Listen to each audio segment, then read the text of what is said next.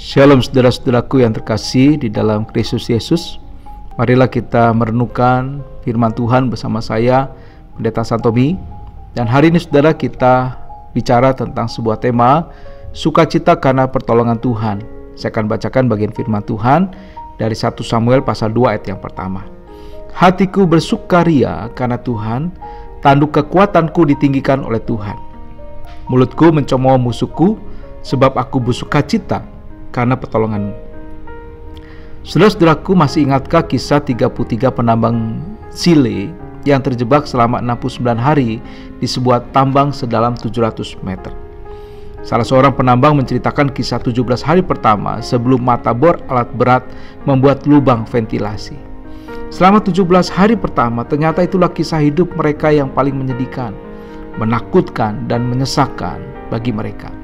Tak ada yang bisa mereka lakukan untuk menyelamatkan hidup mereka. Mereka hanya berharap adanya mujizat pertolongan dari Tuhan. Tetapi pada hari yang ke-17, tiba-tiba mereka mendengar suara bor menembus lubang tambang, dan saat itulah muncul harapan hidup bagi mereka. Mario, salah seorang penambang, menyatakan, "Kami mulai menari dalam kegembiraan, karena selama 17 hari pertama itulah saat-saat seperti di neraka."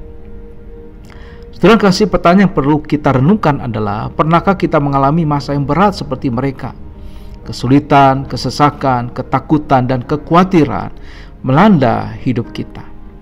Saudara, Hana, seorang istri daripada Elkana, mengalami masa-masa berat dalam hidupnya sebelum ia melahirkan Samuel. Ia dihina oleh Penina karena mandul. Penghinaan juga menjadi hal yang biasa pada masyarakat itu yang merendahkan wanita yang mandul. Hana hanya berharap pada belas kasihan Tuhan. Disinilah Hana berdoa kepada Tuhan, dan ternyata Tuhan mendengar seruan Hana dan membuka kandungannya sehingga kemudian bisa melahirkan Samuel.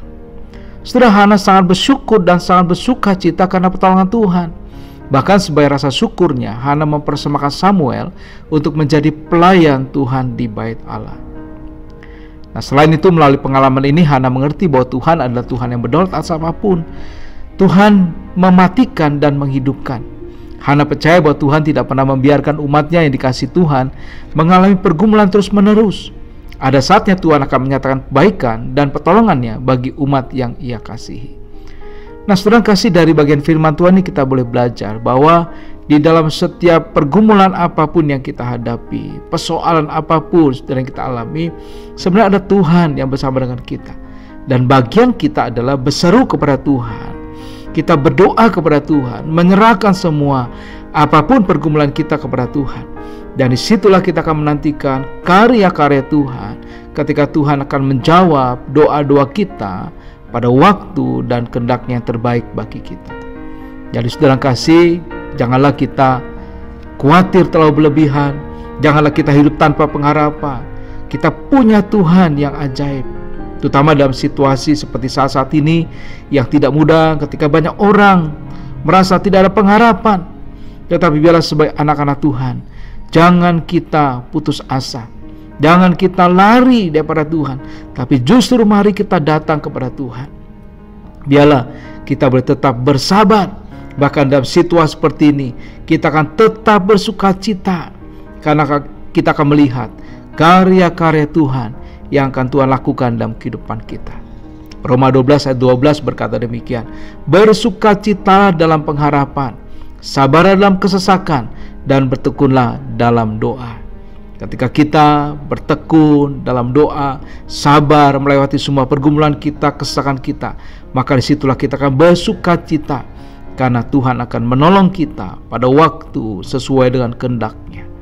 Disinilah kita bisa percaya Tuhan Allah nyata dalam kehidupan kita. Amin. Tuhan memberkati kita semua.